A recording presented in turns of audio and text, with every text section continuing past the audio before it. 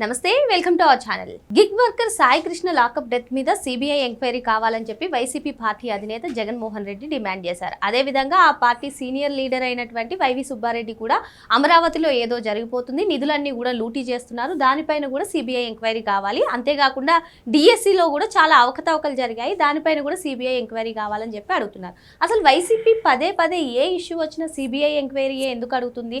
సిబిఐకి వైసీపీకి ఏదైనా సంబంధం ఉందా? తెలుసుకునే ప్రయత్నం చేద్దాం. దీనిపై చర్చించడానికి మనతో పాటుగా ఉన్నారు ప్రముఖ రాజకీయ సామాజిక విశ్లేషకులు అంకమరావు గారు. నమస్తే సార్. నమస్తే. అది చిన్న ఇష్యూ అయినా పెద్ద ఇష్యూ అయినా వైసీపీ పార్టీ నుంచి ఏ లీడర్ అయినా అధినేతతో సహా చిన్న స్థాయి లీడర్ అయినా సరే మాకు కావాల్సింది సిబిఐ ఎంక్వైరీ అంటారు. ఏంటి సార్ సిబిఐకి వైసీపీకి సంబంధం ఏంటి? మరి ఒక దర్యాప్తు సంస్థను ఇలా అనొచ్చో లేదో కూడా తెలియదు, కానీ వాళ్ళు మాత్రం ఎందుకు పదే పదే సిబిఐ ఎంక్వైరీయే కోరుతారు? ఆంధ్ర రాష్ట్ర ప్రజలు పార్టీలతో సంబంధం లేకుండా సిబిఐ అంటే జేబీఐ అనుకుంటున్నారు. ఎందుకంటే వాళ్ళ బాబాయ్ గారి హత్యకు సంబంధించి సిబిఐ ఎంక్వైరీ కావాలని కోరాడు. అధికారంలోకి వచ్చిన తర్వాత అవసరం లేదని చెప్పని మానేశాడు. డాక్టర్ సుధాకర్ గారు చనిపోయిన దాని మీద సిబిఐ అడగల, కనీసం ఆయన ఇంటికి వెళ్ళి పరామర్శించాల. అలాగే విధి సుబ్రహ్మణ్యానికి చంపి ఇంటి ముందు తీసుకొని వెళ్ళి డోర్ డెలివరీ చేస్తే అనంతబాబు అతని ఎమ్మెల్సీ, దాని మీద సిబిఐ గురించి అడగలేదు, కనీసం అతని ఇంటికి వెళ్ళి కూడా పరామర్శించలేదు. తోట చంద్రయ్యని నడిబజారులో పేక్ కోసి చంపితే దానికి సిబిఐ లేదు. అబ్దుల్ సలాం ఆ రోజు అతను వేధింపులు, అక్కడ ఉన్నటువంటి నాయకుల వేధింపులు తట్టుకోలేక కుటుంబం మొత్తం ప్రైవేట్ ర్యాక్ మీద ఆత్మహత్య చేసుకుంటే దాని మీద సిబిఐ ఎంక్వైరీ లేదు. అలాగే అమర్నాథ్ గౌడ్ మనం చూస్తాం, చిన్నపిల్లవాడు, అతను నిర్దాక్షిణ్యంగా చంపి నా అక్కయ్యని ఎందుకు వేధిస్తున్నారన్న ఒకే ఒక్క మాటకి అతన్ని చంపి ఏ విధంగా నోట్లో గుడ్డలు గుక్కి పెట్రోల్ పోసి తగలేశారు. దాని మీద సిబిఐ గురించి కోరలేదు. కనీసం వాళ్ళ కుటుంబాలు, నేను చెప్పిన వాళ్ళ ఎవరి కుటుంబాల దగ్గరికి వెళ్ళి ముఖ్యమంత్రి హోదాలో ఉండి కనీసం పరామర్శించడం కాకుండా పొరపాటు జరిగింది వాళ్ళకి అండగా ఉంటానని చెప్పని ఎక్కడా కూడా ఆయన ఒక్క మాట కూడా మాట్లాడాలి. ఈ రోజు ప్రతిదీ మీరన్నట్టు సిబిఐ కావాలి, ఈ కుర్రవాడి దాంట్లో సిబిఐ కావాలి అన్నారు. వెంటనే ఆ తల్లి ఇచ్చిన రిపోర్ట్ని ఆధారంగా చేసుకొని సిఐ మీద హత్యాయత్నం కేసు పెట్టారు. ఈ రోజు అతను సస్పెండ్ చేశారు, పక్కన కూర్చోబెట్టారు, విచారణ జరుగుతుంది. పోలీసులు వాళ్ళ ఇంటికి వెళ్ళి మాట్లాడుతూ ఉన్నారు, సహకరిస్తామని చెప్పారు. వాళ్ళు తల్లిదండ్రులు బయటకు వచ్చి చంద్రబాబు నాయుడు గారు, పవన్ కళ్యాణ్ గారు, ప్రభుత్వం మాకు సహకరిస్తుంది, మాకు నమ్మకం ఉందని చెప్పి వాళ్ళు చెప్పారు. ఇప్పుడు ముఖ్యమంత్రి గారి దగ్గర కూడా వెళ్ళబోతున్నారు వాళ్ళు. మరి దీనికి సిబిఐకి సంబంధం ఏంటంటే ఇందాక నేను చెప్పినట్టు జేబీఐ అని చెప్పి నమ్ముతున్నారు వాళ్ళు. వాళ్ళ చేతిలో జేబు సంస్థగా భావిస్తున్నారు సిబిఐని. అంటే ఇక్కడ ఒక అంశం అర్థం కాలేదు సార్. సిబిఐ దర్యాప్తు చేయాలని చెప్పి వాళ్ళ తల్లిదండ్రులు, వాళ్ళ కుటుంబ సభ్యులు అడిగితే ఒక న్యాయం కోసం పోరాడుతున్నారు అనుకోవచ్చు, కానీ ప్రతిపక్ష పార్టీ అయినటువంటి వైసీపీ కోరడం ఏంటి అసలు? అంటే ఇక్కడ మీకు అర్థం కాని విషయం ఏంటంటే చాలా మందికి దీని గురించి అవగాహన ఉందో లేదో నాకైతే తెలియదు, కానీ అక్కడ విజయవాడ కమిషనర్ రాజశేఖర బాబు గారు, ఆయన మద్యం కుంభకోణంలో ఆయన ఆధ్వర్యంలోనే జరుగుతుంది మద్యం కుంభకోణం. అన్ని విషయాలు బయటికి తీశాడు. వీళ్ళ కుంభకోణాలు మొత్తం బయటకు వచ్చినాయి. ఎవరెవరు దీంట్లో పాల్గొన్నారు, ఆ డబ్బులు ఏ విధంగా తరలించారు, విదేశాలకు ఎంత తరలి వెళ్ళిపోయినాయి, బంగారం రూపేణా ఎక్కడెక్కడికి వెళ్ళిపోయినాయి, అన్ని విషయాలు క్షుణ్ణంగా ఆయన విచారణలో మొత్తం సోదాల్లో అన్ని బయట పెట్టాడు. కాబట్టి దాన్ని ఆధారం చేసుకొని ఇప్పుడు ఈడీ వచ్చింది కాబట్టి ఇప్పటికి 3 అరెస్ట్ కూడా జరిగింది. కాబట్టి ఆయన మీద ఉన్నటువంటి వ్యక్తిగత కక్ష వల్ల ఆయన ఏదో విధంగా బదనాం చేయాలనే ఉద్దేశంతో ఆయన మీద టార్గెట్ పెట్టుకొని ఇప్పుడు వీళ్ళు చేస్తున్నారని నేను భావిస్తున్నాను. చిన్నారి 2 సంవత్సరాల పాప ఈరోజు ఆమె కనపడకుండా పోయి 10 రోజులు అవుతుంది. ఆ ఇంటికి వెళ్ళవా నువ్వు? ఆయన ఇంటికి వెళ్ళవా? అంటే నీ ద్వంద్వ నీతి ఏందో ఇక్కడ అర్థమైపోతా ఉంది కదా.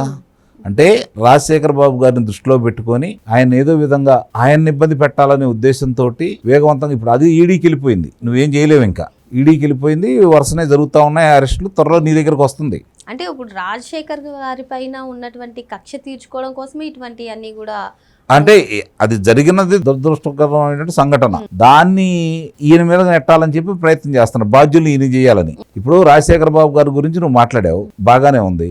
మద్యం కుంభకోణం ఇవన్నీ జరిగినాయి, గతంలో జరిగినాయి కదా. అప్పుడెవరు? నువ్వే కదా ముఖ్యమంత్రి. అప్పుడు జరిగినటువంటి హత్యలకు సంబంధించిన అప్పుడు జరిగినప్పుడు కూడా నువ్వే ముఖ్యమంత్రిగా ఉన్నావు కదా.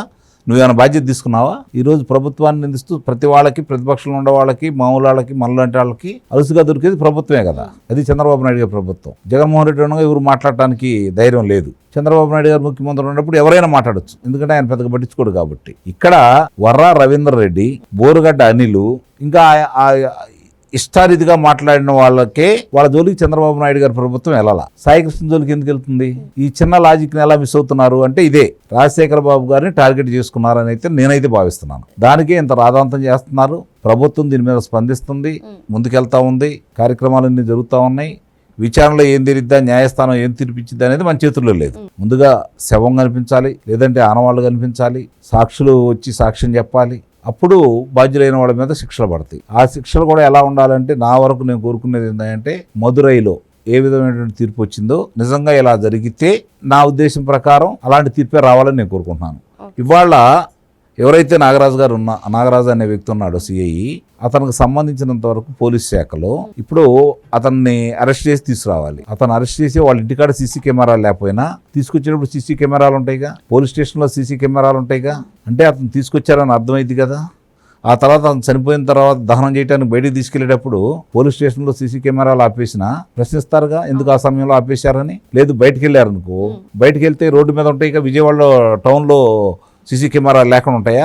ఇవన్నీ తెలియకుండానే చేస్తారా వాళ్ళు? నిజంగా చేసి ఉంటే పోలీసులు ఇవన్నీ తెలియకుండా అమాయకంగా వెళ్ళి ఇరుక్కుంటారా? చాలా సందేహాలు ఉన్నాయి దీంట్లో. అవన్నీ మరి చూడాలి, ఏం జరుగుతుంది ఏంటనేది చూడాలి. సార్ అయితే మరి ఇటు అమరావతిలో కూడా నిధుల్లో చాలా లూటీ చేసేసారని వైవి సుబ్బారెడ్డి, అటు అమరావతి పైన డిఎస్సి పైన కూడా సిబిఐ కావాలంటున్నారు కదా. మరి డిఎస్సి పైన ఆల్రెడీ క్లారిటీ ఇచ్చినా కూడా ఇంకా డిఎస్సిని దానిపైన సిబిఐ కోరడాన్ని ఎలా చూడాలి? దాన్ని మీ అధినేతకి కోతవీటు దూరంలో ఉండి లోకేష్ గారు చాలా స్పష్టంగా నీ ఇంటి పక్కనే ఉన్నాను, మనం చర్చిద్దాం రా, సమయం నువ్వు చెప్పినా సరే నేను చెప్పినా సరే, స్థలం నువ్వు చెప్పినా సరే నేను చెప్పినా సరే, నువ్వు నా దగ్గరకు వచ్చినా పర్లేదు, నేను నీ దగ్గర రమ్మన్నా వస్తాను, నేను సవాలు విసురుతున్నాను, స్వీకరించు అని చెప్పి ధైర్యంగా మాట్లాడాడు. ఏమైపోయి మీ అధినాయకుడు ఆయనకు ధైర్యం అయిపోయి మీ అందరూ ధైర్యం నూరు పోసి పంపించచ్చు కదా.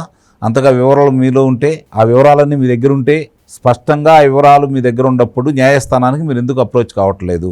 ఆ వివరాలు బయట ఎందుకు పెట్టలేదు? ఎవరు మిమ్మల్ని అడ్డుపడుతున్నారు? మీకు వచ్చే నష్టం ఏంటి? ప్రతిదీ సిబిఐ కావాలి అంటే అదే నేను చెప్పాను కదా, జేబీఐ సిబిఐ రెండు ఒకటే కాబట్టి ఆ విధంగా కోరుకుంటున్నారని చెప్పి ఆంధ్ర రాష్ట్ర ప్రజలు కూడా అనుకుంటా ఉన్నారు. దీన్ని నివృత్తి చేసుకోవాల్సిన బాధ్యత అయితే సిబిఐ మీద ఉంది. అతని మీద ఉన్న కేసులకు సంబంధించి వేగవంతం చేసేసి న్యాయం చేస్తే అప్పుడు సిబిఐ మీద ఆంధ్ర రాష్ట్రంలో నమ్మకం ఏర్పడుతుందని అయితే నేనైతే భావిస్తున్నాను. ఓకే సార్, మరో అంశంతో మళ్ళీ కలుద్దాం. Thank you sir. Thank you.